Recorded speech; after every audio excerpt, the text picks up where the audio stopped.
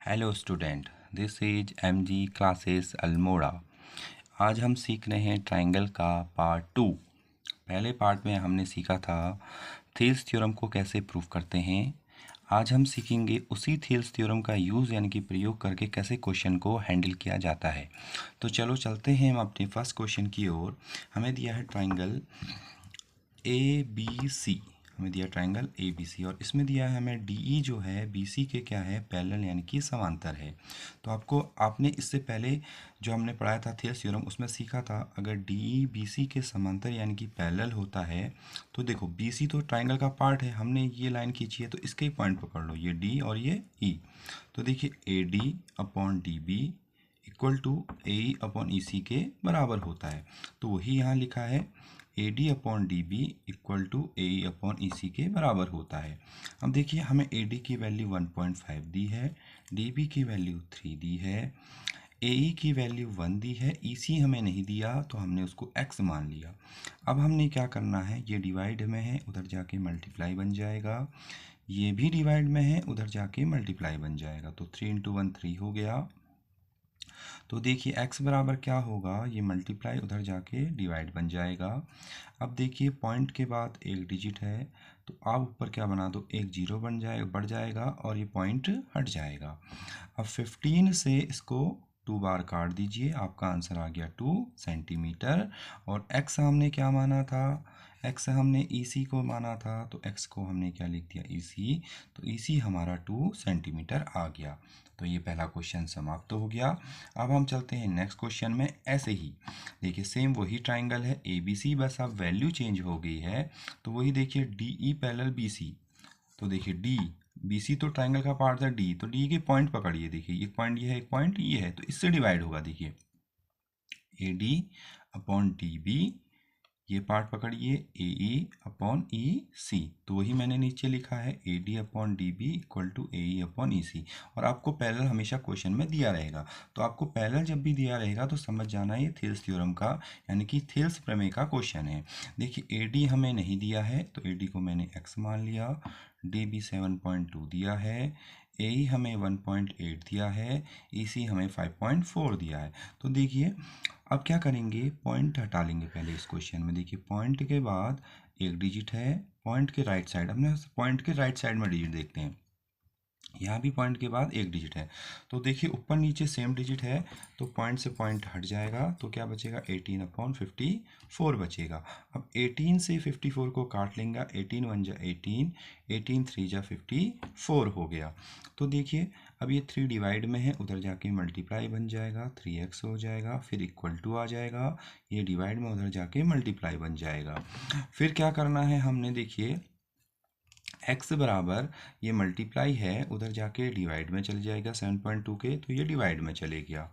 अब देखिए डिवाइड में जाके हमने क्या करा, इसको डिवाइड कर दिया। देखो 3 से 7.2 को डिवाइड करेंगे तो 2.4 सेंटीमीटर आ जाएगा।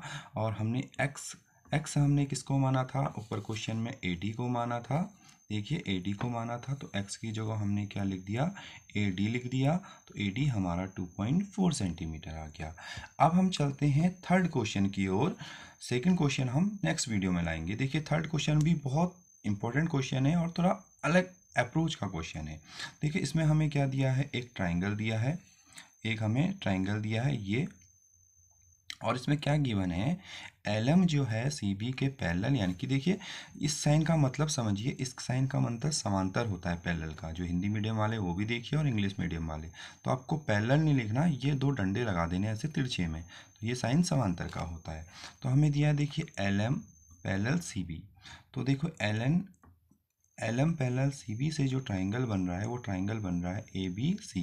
तो हम पहले ट्राइंगल ए बी सी ले लेते हैं और उसमें हमें दिया है कि हमारा जो एलएम है वो सी बी के पैरेलल है।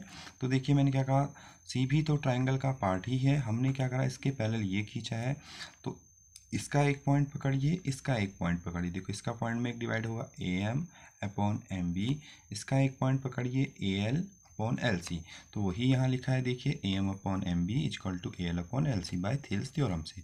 तो ये हमारा इक्वेशन फर्स्ट यानी कि समीकरण 1 बन गया। अब हमें अगले पार्ट में दिया है एल एन जो है पैरेलल है सी डी के, यानी कि समांतर है। तो देखिए यहाँ पर एल एन पैरेलल CD से क्या ट्राइंगल बन रहा है, ACD। हम ACD कहें, CAD कहें, DAC कहें, सब ट्राइंगल एक जैसे ही होते हैं। तो हमें दिया है, देखिए यहाँ ये पॉइंट पकड़ना है हमने। देखिए ये तो ट्राइंगल का पार्ट है, हमने इसके पैरेलल ये ड्रॉ किया है, जो हमने ड्रॉ करा है उसके 2 पॉइंट पकड़ने। देखिए एक पॉइंट ये, एक पॉइंट ये। तो ये पॉइंट पकड़ा तो देखिए AL/LC हो गया, ये पॉइंट पकड़ा तो AN/ND हो गया। तो वही यहाँ लिखा है, देखिए AL/LC हो गया इक्वल टू AN/ND हो गया। अब ऊपर हमें देखिए कि AL/LC जो है वो AM/MB के बराबर है, तो हमने ऊपर से AL/LC की वैल्यू को नीचे रख दिया। तो AL/LC जो हमारा दिया है वो किसके बराबर दिया है, AM/MB के बराबर दिया है, उसी को हमने नीचे लिख दिया। तो देखिए AM/MB के बराबर लिख दिया, और AN/ND जो है वो AN/ND ही रहा। तो देखिए हमें सब प्रूव जो करना है वो प्रूफ करना है AM/AB equal to AN/AD proof करना है। तो देखिए हमें AM तो मिल गया है, और नीचे हमें क्या प्रूफ करना है, AB, और AB की जगह हमें क्या मिल गया, MB। तो देखिए इसमें आपको और AN, तो देखिए हमें AB लाना है, तो हम अब डायग्राम की तरफ चलते हैं। AB हमारा किसके बराबर है, AM प्लस MB के बराबर। यानी कि हम कह सकते हैं AM अपॉन जो MB है, इनको जोड़ने में AB बन रहा है, इनको जोड़ने में क्या बन रहा है, AB, जो हमें प्रूफ करना है। तो ये कैसे बनेगा AB, देखिए तो इसको अप्रोच, इस अप्रोच को हम कहते हैं +1 अप्रोच।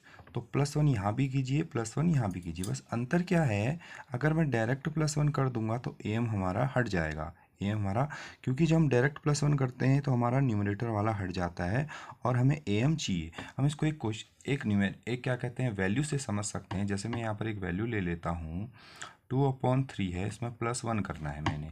तो देखिए 3 मैंने LCM लिया, तो 2 + 3 बन गया, 3 + 2 हमारा 5/3 बन गया। तो देखिए 2 + 3 5 बना, अपॉन 3 है, तो देखिए हमारा 2 ऊपर से हट गया, हमारा 2 ऊपर से हट गया। तो वही अप्रोच में ये क्वेश्चन है हमारा। तो अगर हम जब +1 करेंगे हमारा A1 हट जाएगा, AM हट जाएगा, और AM हमें प्रूफ में चाहिए। तो हम क्या करेंगे, इसको पलट देंगे, यानी कि इसका रेसिप्रोकल कर देंगे। तो आप समझ गए होंगे मैं रेसिप्रोकल क्यों कर रहा हूँ। तो इसका रेसिप्रोकल करा तो MB/AM इक्वल टू ND/AN हो गया। अब हमने +1 इधर भी कर दिया, +1 इधर भी कर दिया। अब हमने क्या करा, AM का क्या ले लिया, LCM ले लिया। तो देखिए LCM लेने के बाद हम क्या करते हैं, इससे इसको डिवाइड करते हैं, 1 से इसको मल्टीप्लाई कर दिया, MB हो गया, 1 से इसको डिवाइड करा, AM हो गया, AM से 1 को मल्टीप्लाई कर दिया, AM हो गया। इसमें AN हमारा LCM आ गया, AN से इसको डिवाइड करा, 1 आया, 1 से इसको मल्टीप्लाई करा, ND आया, प्लस एज इट इज़ लिख दिया, 1 से इसको डिवाइड करा, AN आया, AN से इसको मल्टीप्लाई कर दिया तो AN आ गया। अब देखिए MB प्लस AM, क्या हमारा MB प्लस AM, देखो ऊपर डायग्राम में देखिए MB प्लस AM किसके बराबर है, AB के बराबर।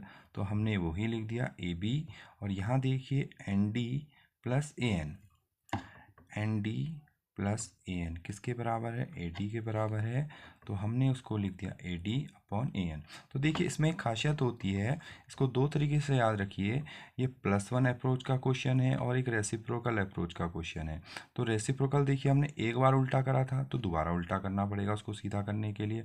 तो हमने इसको पलट दिया, और पलटा क्यों, ये भी अगर आपको याद नहीं करना है तो आप प्रूफ से समझ सकते हैं कि हमें AM हमेशा हमें क्या चाहिए, न्यूमरेटर में, यानी कि अंश में चाहिए। देखिए, और AM हमारा क्या आ गया, नीचे आ गया, तो इसको मैंने पलट दिया। तो AM ऊपर चले गया, AB नीचे आ गया, AN ऊपर चले गया, AD नीचे आ गया। तो हमारा ये क्वेश्चन प्रूव हो गया। आशा करता हूँ आपको यह क्वेश्चन समझ में आया होगा। अब मिलेंगे नेक्स्ट वीडियो में। Thank you.